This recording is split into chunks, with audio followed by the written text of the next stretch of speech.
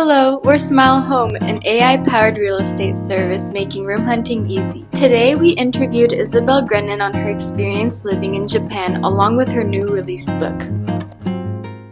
Thank you so much for being here with us today, Izabelle. So, you lived in Japan for a while, and you said that you came here for your PhD. What was the other motivations for moving here in Japan, and how was that experience for yourself? Honestly, I never thought I would live in Japan or at least stay for 14 years. I wanted to go because I was studying for linguistics research. I was studying the acquisition of English sounds by Japanese speakers. So for me, it made sense to go to Japan to collect data with native Japanese speaker. While there, I met a Japanese guy. And after my PhD was finished, I said, well, why not? I just have an opportunity to go and stay with him and see what happens. Finally, I did a postdoc, so I got a postdoc scholarship.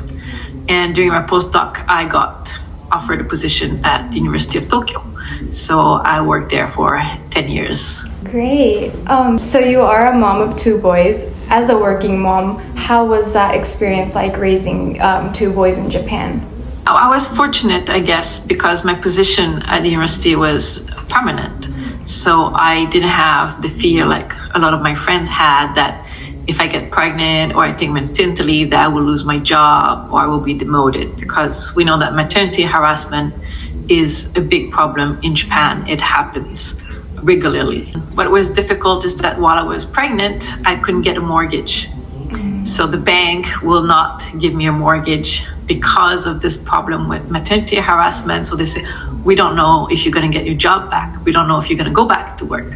So they wouldn't give me a mortgage to build a house for children. And working while I have a kid, well, I love my job, so I was always happy to work. And fortunately, their father, he was contributing a lot to childcare. It would have been impossible for me to have my job and children if their father was not involved in childcare. However, things changed after we got divorced.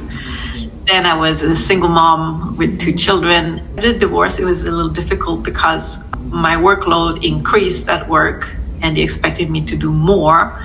And I had no support at home. So it was extremely difficult. And then I became sick. I started to be sick. And I became disabled as a result with sickness. And I had to retire from my position. I just couldn't do both. So I had to leave Japan eventually. I just couldn't cope with the life anymore.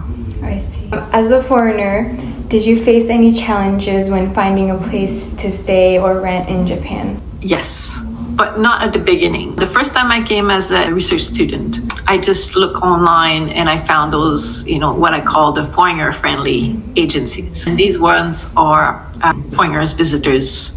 There's usually short term and they come all furnished, so you don't have to worry about anything. It's really expensive though, but it was okay. It was really, really terribly small. It was like living in a bathroom. It's a little tiny sink with one element for a stove and a tiny, tiny bathroom. And I had a problem the first time I moved to Japan because I tried to get a shower in that little apartment and there was no hot water. A nice lady came to help me out and I said, there's no hot water. And she said, did you push the button? I said, which button? Then she brings me in the kitchen. Oh. Then I said, here, you have to push this button. And there was no instruction, there was no things, no signs. They gave me like a huge pile of papers for all the instructions, how to sort out the garbage. That was very important, but nothing about how to turn on the hot water. In the end, it went well anyway. But my first day, I had a cold shower. And then when I came back, I was living with my boyfriend, my then boyfriend, who became my husband and father of my children. And so I didn't have to worry about it. I was living with him. Then we moved to another apartment, and anyway, we had a little conflict about how to find apartments. I decided, okay, I will find an apartment myself. And I found a real estate agent who helped me in English, but I needed a guarantor. And the guarantor had to be, they wouldn't allow anything else than a family member who's also Japanese citizen. So basically I had to rely on my then husband's brother to sign the guarantor. Now, after the divorce, I lost my house, and then I had to find a new rent. And I had children, then I had cats. And so a lot of the things available for foreigners don't allow pets. So my university has a housing they would offer, but they wouldn't allow any pets. So I had to look into the private. And so I found two places I really liked. And they said, we're okay with the cats, but we don't want foreigner. So they really discriminate like in my face. Like they would just say, the landlord don't want foreigners. And I had a really great job. I had a good salary, and my kids were Japanese, but they wouldn't allow foreigners. Here at SmileHome, we try to streamline the home searching process and helping foreigners overcome some of those challenges that you listed and related to housing. Would you say that a service such as SmileHome would be an essential tool for foreigners or who are wishing to move here? Helpful, especially if people don't speak Japanese or don't read Japanese fluently. Having somebody to help, it can save you a lot of time, and also things are easier for your family. If somebody doesn't speak Japanese, ran through something like what I call the foreigner-friendly agencies like I did, who tailor for foreigners, then they speak English. But these are temporary. If somebody is to move in Japan long-term, they probably need to rent a regular rental. And for that, at some point they will need help, because most likely the landlord won't accept to rent to you if there's not someone speaking Japanese with you. So you would need somebody by your side to help you with the contract. And also you might have to ask for guarantor company. So, and this, you might need help with that as well. So hiring somebody who's specialized in this, I think it's a good idea. So you recently released a new book called A Japan Guide from Renting to Rice Cooking. Can you tell us a little bit about that and what the motivation behind that was?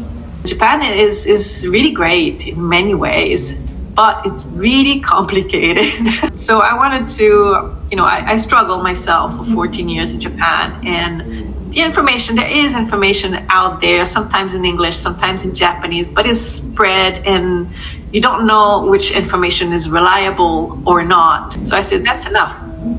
We should have a book to help people with how to handle just little things, basically explaining the relationship and so a bit of the culture too, so that people are not frustrated, but people understand why people do things that way. Why are things different? So the first book is just about renting, your choices for renting, also how to understand the layout plan. It's about you, what you can imagine and what you can expect. So I just want to make daily life easier, because life at work and relationship will be hard enough. So I want at least that for the daily life, your options, and it helps you smooth out. I wish I had that very early on, but thank you so much for meeting us today, Izabelle, and I'm sure that many people, planning to make a move to Japan will find your personal experience and your insight very helpful. So yeah, thank you.